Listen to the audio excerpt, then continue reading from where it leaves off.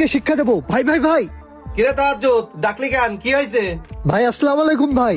ওয়ালাইকুম আসসালাম। কি হয়েছে তাড়াতাড়ি বল, আমি অফিসে যাচ্ছি। যা বলবি তাড়াতাড়ি বল, আমি ব্যস্ত।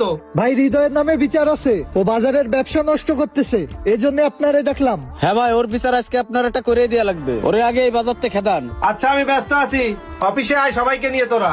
আচ্ছা আচ্ছা ভাই। রফিক ভাই মহাজন অফিসে আছে।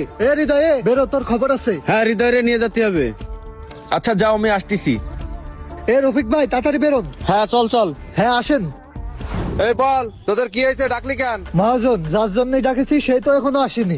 আমরা এই হৃদয়ের নামে কমপ্লেন দেওয়ার জন্য আপনাকে ডাকিছি। তা সে হৃদয়েরই তো এখনো খোঁজ নেই। কেন হৃদয়ের নামে এত কমপ্লেন কেন? ও কি পচা গোস্ত বেচতেছে না বেশি দামে বেচতেছে? এসব করলে তো আমাদের বাজারের নাম নষ্ট হবে। না মহাজন, ও পচাগস্তও বিক্রি করছে না, বেশি দামেও বিক্রি করছে না।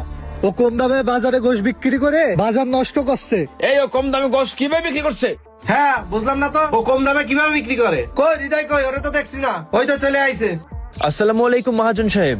ওয়ালাইকুম সালাম। এই হৃদয়, এই তোর নামে তো অনেক কমপ্লেন। তুই কিভাবে কম দামে গোশ বিক্রি করছিস?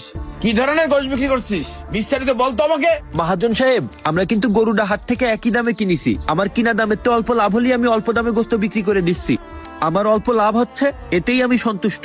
আর অল্প লাভে বিক্রি করতে পারলি সব ধরনের মানুষই ওই গোস্ত খাতি পাইতেছে। কারণ আমাদের গোস্তের দোকানে বড় লোক থেকে অসহায় সব ধরনের কাস্টমারই আসে। আর তাদেরকে আমি শুধু কাস্টমারের চোখে দেখি না, তাদের সাথে আন্তরিকতার সম্পর্ক বানাই, যাতে পরবর্তীতে তারা আমার কাছ থেকে গোস্ত কিনতে স্বাচ্ছন্দ্য বোধ করে। এমনকি যাদের গোস্ত কেনার সামর্থ্য নেই তাদেরকেও আমি কম দামে গোস্ত দিয়ে সাহায্য করে থাকি। মহাজন ও কম দামে গোস্ত বিক্রি করে বলে আমাদের সারাদিন বসে থাকতে হয়, আমরা বিক্রি করতে পারি না। ব্যবসায়ীরা সবাই 750 টাকা করে গোস্তের দাম ঠিক করে, আরো 700 টাকায় গোস্ত বিক্রি করে আমাদের ব্যবসা নষ্ট করছে। মহাজন, আমাদের এই মার্কেটে অনেক ধরনের মানুষ আছে যারা বেশি দাম দিয়ে কেজি কেজি গোস্ত কিনতে পারে না। আর তাদের বেশি গোস্ত কেনার সামর্থ্য না থাকায় এরা তাদের কাছে গোস্ত বিক্রি করে না, বরঞ্চ তাদের অপমান করে আজে বাজে কথা বলে, তাচ্ছিল্য করে তাদের খেদায় দেয়। এই জন্যই কাস্টমার পরবর্তীতে ওদের কাছ থেকে গোস্ত কেনে না।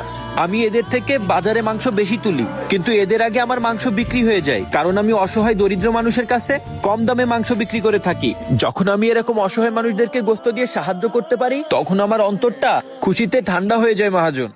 আমার হৃদয়টা খুব শান্ত লাগে। এখন আপনারাই বলেন মহাজন, আমি কি মানুষকে সাহায্য করে ভুল করেছি কোনো? এই ও তো ভালো কাজই করে। ও সমাজের অসহায় দুস্থ যারা গোস্ত কিনতে পারে না তাদের সাহায্য করে, কম দামে 100-200 গ্রাম গোস্ত বিক্রি করে।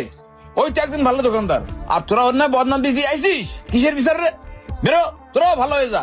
আর নয় পরবর্তীতে তোদের বিরুদ্ধেই পদক্ষেপ নেওয়া হবে। ও কম দামে গোস্ত বিক্রি করে বলে অসহায় মানুষগুলো খেতে পারে। তোরা ওর মতো অল্প লাভে বিক্রি করার চেষ্টা কর। আর তোরা বেশি লাভের আশায় বসে থাকিস বলে তোদের গোস্তগুলো বিক্রি হয় না। কিন্তু ও তো ভালো কাজই করে, তোরা ওর মতো হওয়ার চেষ্টা কর। যা, বেশি লাভের আশা বসে না থেকে অল্প লাভে গোস্ত বিক্রি করি, তাহলে তোদের গোস্ত